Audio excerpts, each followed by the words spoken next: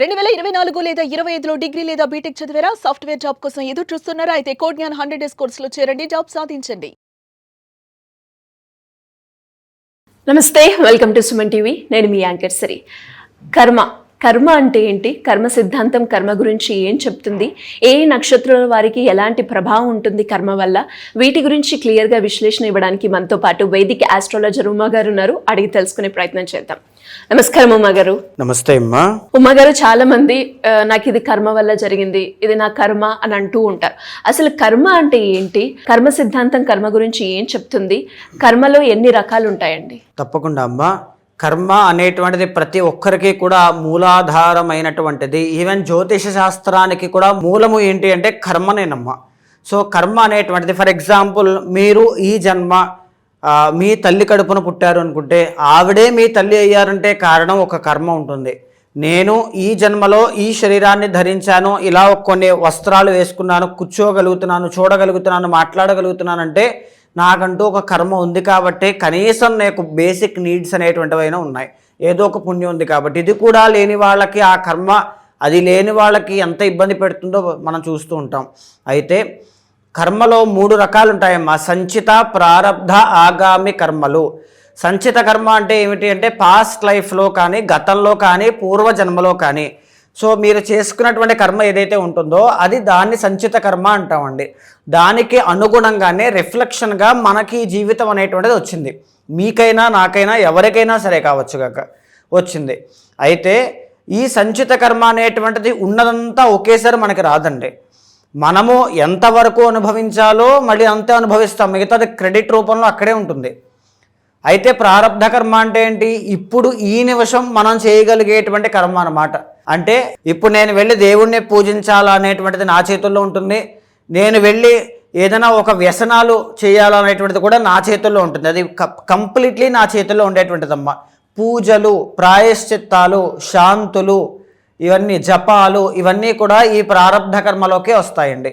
సంచిత కర్మని మనం మార్చలేమండి, గతంలో ఉన్నది కాబట్టి అది. సో ప్రారబ్ధ కర్మ కరెంట్లీ మనం ఏం చేస్తున్నాము? ఒక పూజ చేసుకుని పరమాత్మ నాకు ఉన్నటువంటి ఈ కర్మని తొలగించు అనేటువంటిది ఒక ప్రాయశ్చిత్త రూపంలో భక్తిపూర్వకంగా ఆయన వేడుకుంటూ ఉన్నాం. సో అది ఒక ప్రారబ్ధ కర్మ. లేదా దాన ధర్మాలు చేసి ఉన్నటువంటి పాపకర్మని మినిమైజ్ చేసుకోవడం కోసం ఇప్పుడు దాన ధర్మాలు అనేటువంటివి చేసుకుంటున్నాం, అది ఒక ఉపాయము. లేదు ఇప్పుడు మళ్ళా మోసాలు, అబద్ధాలు, దారుణాలు, హత్యలు, లేకపోతే ఏదైనా సరే ప్రారబ్ధ కర్మ రూపంలో చేస్తుంటే అక్కడున్న సంచిత కర్మ, ఇక్కడ పెరిగిన ప్రారబ్ధ కర్మ, రెండు ఆగామి కర్మ రూపంలో మనం అనేక రకాల బాధలు, విపరీతమైన ఆరోగ్య సమస్యలు, విపరీతమైనటువంటి అప్పులు, తీవ్రమైనటువంటి దారుణ హత్యలు, ఇలాంటివన్నీ కూడా చూసేటువంటి అవకాశాలు ఎక్కువగా ఉంటాయి. సో మీకు క్లారిటీ వచ్చింది కదండి. ప్రారబ్ధ కర్మ అంటే కరెంట్లీ మనం చేసుకునేటువంటిది. ఇక ఆగామి కర్మ అంటే ఏదైతే ప్రారబ్ధ కర్మ వల్ల మనం మినిమైజ్ చేసుకున్నామో ఆ ఉన్నటువంటి సంచిత కర్మని, ఈ రెండిటి యొక్క సమ్మేళనమే ఆగామి కర్మ వల్ల మన ఫ్యూచర్లో మనం అనుభవించేటువంటిది. ఇప్పుడు నేను బాగా చదువుకున్నాను అనుకోండి, రేపొద్దున ఏదో ఒక ఉద్యోగం వస్తుంది, ప్రారబ్ధ కర్మ, ఆగామి కర్మ.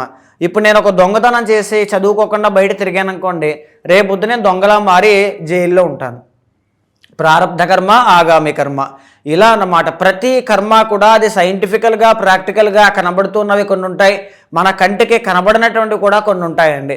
మనం వెళ్తున్నప్పుడు మనకే ఎందుకు ఆ దారుణం యాక్సిడెంట్ అనేటువంటిది జరగాలి, మనకే ఎందుకు ఆ దురదృష్టం పట్టాలి అనేటువంటిది మనకి కంటికి తెలియదు, బికాజ్ సంచిత కర్మ అనేటువంటిది ఉంటుంది కాబట్టి. సో కాలసర్పదోషము కానీ, కుజదోషములు కానీ, ఇలాంటివి పితృశాపములు కానీ కొన్ని వంశపారంపర్యంగా వచ్చేటువంటి ఉంటాయమ్మా. అందులో ఈ సంచిత కర్మ నుంచి వచ్చేటువంటిదే.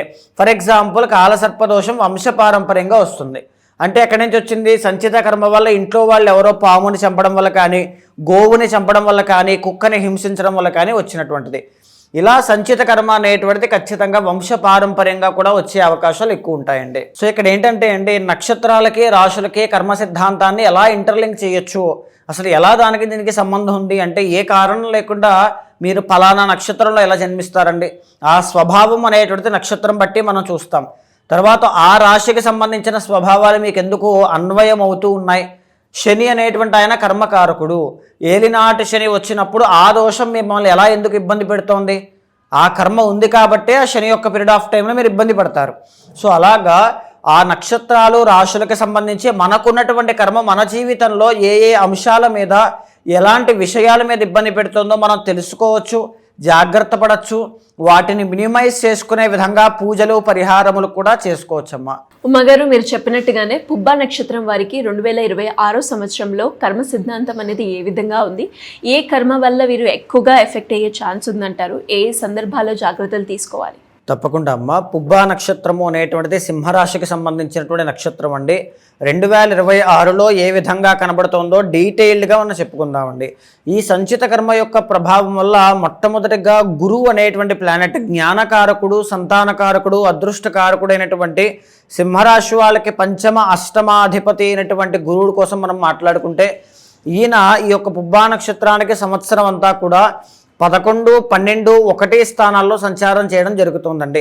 జూన్ 1వ తారీఖు దాకా ఈయన 11వ స్థానంలో ఉంటే, జూన్ 1 నుంచి అక్టోబర్ 31 దాకా ఈయన 12వ స్థానంలో ఉంటారు. అక్టోబర్ 31 దగ్గర నుంచి డిసెంబర్ ఎండ్ దాకా మళ్ళా 1వ స్థానంలో ఈయన యొక్క సంచారం జరుగుతుందమ్మా. ఈ గురువు యొక్క సంచారాన్ని మనం బాగా గమనిస్తే, పుబ్బా నక్షత్రం వాళ్ళకి ఈ యొక్క జూన్ 1వ తారీఖు దాకా అద్భుతమైనటువంటి అఖండమైన రాజయోగం కనబడుతోంది అని చెప్పొచ్చండి. బికాజ్ 11th గురుడు యోగిస్తారు కాబట్టి, పంచమాధిపతి లాభంలో యోగించడము, దీనివల్ల అప్పులు ఏదైనా ఉంటే అప్పులన్నీ కూడా తీర్చేసేటువంటి యోగం పడుతుంది. సంతానం విషయంలో గుడ్ న్యూస్ వింటారు, సంతాన ప్రయత్నాలన్నీ కూడా అనుకూలిస్తాయి, ఆర్థిక అభివృద్ధి, ధనలాభాలు కలగడం, గౌరవ మర్యాదలు అనేటువంటివి పెరగడం, గురువు యొక్క 5వ దృష్టి వల్ల అన్నదమ్ముల మధ్యలో కానీ, అక్క చెల్లెమ్మల మధ్యలో కానీ, తోబుట్టువులతో కానీ వాళ్ళతో ఉండేటువంటి కలహాలన్నీ కూడా సాల్వ్ అయ్యేటువంటి అవకాశాలు ఎక్కువగా ఉంటాయి.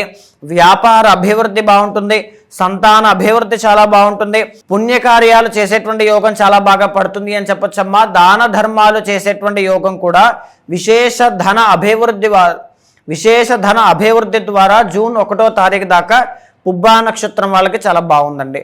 అయితే అక్కడి నుంచి ఆ తరువాత నుంచి గురుబలము అనేటువంటిది తగ్గుముఖం పడుతుంది కాబట్టి దాన్ని కూడా మనం కూలంకషంగా చెప్పుకుంటే, జూన్ 1 దగ్గర నుంచి అక్టోబర్ 31 దాకా గురువు 12వ స్థానంలో ఉంటే, ఏ స్థానంలో ఉంటే సంతానము అనేటువంటిది ఇబ్బంది కలగడం కానీ, ఖర్చులు విపరీతంగా పెరగడం కానీ, కుటుంబ వృత్తిలో చికాకులు రావడం కానీ, ఇన్కమ్ తగ్గడం కానీ, అప్పుల బాధతో ఇబ్బంది పడడం కానీ జరిగేటువంటి అవకాశాలు ఎక్కువగా ఉంటాయమ్మా. ఈ విదేశీ యోగాలు మాత్రము ఎక్కడా కూడా పుబ్బా నక్షత్రం వాళ్ళకి 2026లో ఇబ్బంది కలిగించట్లేదండి. అక్టోబర్ 31 దగ్గర నుంచి డిసెంబర్ ఎండ్ దాకా మనం చూస్తే ధన నాశనము, మళ్ళా డబ్బులు విపరీతంగా ఖర్చులు అవ్వడం కానీ, సంతానం విషయంలో ఇబ్బందులు కానీ, ఆర్థిక శ్రమ పెరగడం కానీ, వ్యాపారంలో స్వల్ప నష్టాలు కానీ, అనారోగ్యము కానీ కనబడుతుంది. గురువుని మనం బాగా స్టడీ చేస్తే దీన్ని బట్టి మనకేమర్థమవుతుంది అంటే, 2026లో జూన్ 1వ తారీఖు దాకా పుబ్బా నక్షత్రం వాళ్ళకు ఉండేటువంటి రాజయోగం చాలా శక్తివంతమైందండి.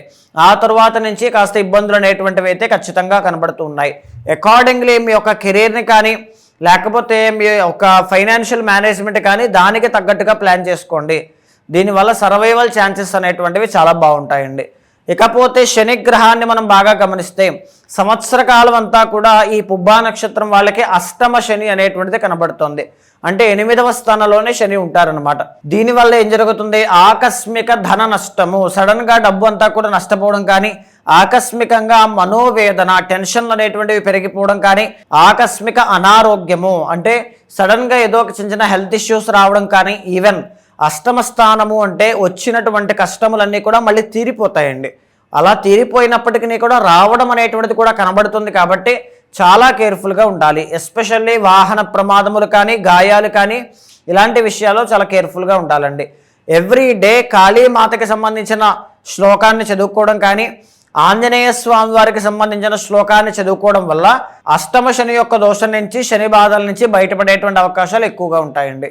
అయితే రాహు కేతుల్ని ఆఖరిగా మనం చూస్తే, రాహు అనేటువంటి ఆయన నవంబర్ 25వ తారీఖున ట్రాన్సిట్ అయ్యి 6వ స్థానమైన మకర రాశిలోకి రాబోతున్నారు.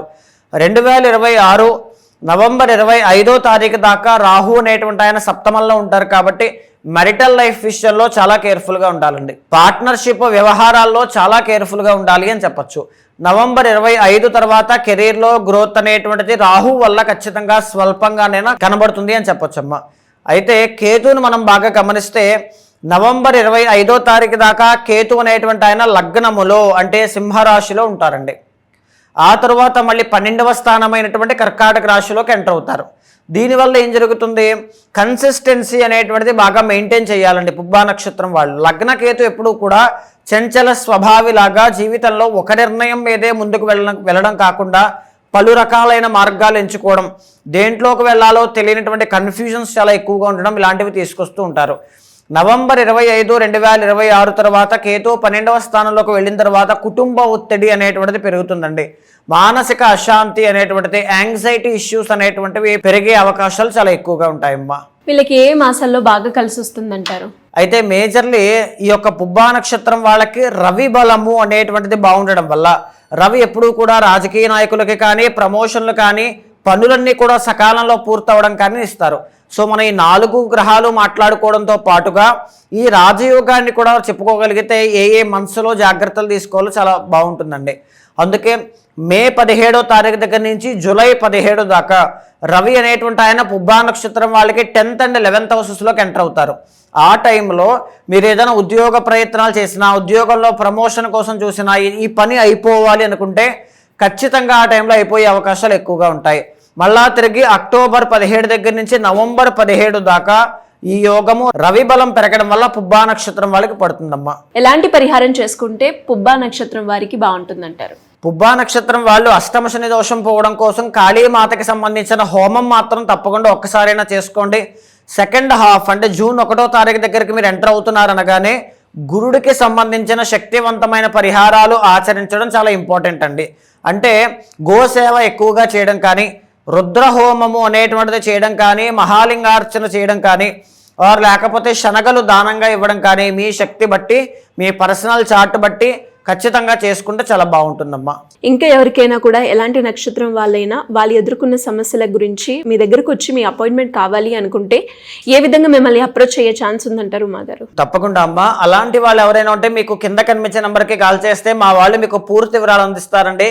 2026 మాత్రమే కాదండి, జీవితంలో ప్రతి అంశంలోనూ ఒక గైడెన్స్ అనేటువంటిది చాలా ఇంపార్టెంట్ అనుకునే ప్రతి ఒక్కరికి కూడా మీ వెనకాల నేను ఉంటాను. మీ జాతకాన్ని చూసిన తర్వాత గోచారంతో సమన్వయం చేస్తూ ఏదైనా దోషాలుంటే శాంతి పరిహారములు ఆచరింపజేసి భగవత్ అనుగ్రహం కలిగేలా చేస్తాను. థ్యాంక్ యూ మా గారు, థ్యాంక్ యూ సో మచ్. నమస్తే అమ్మా.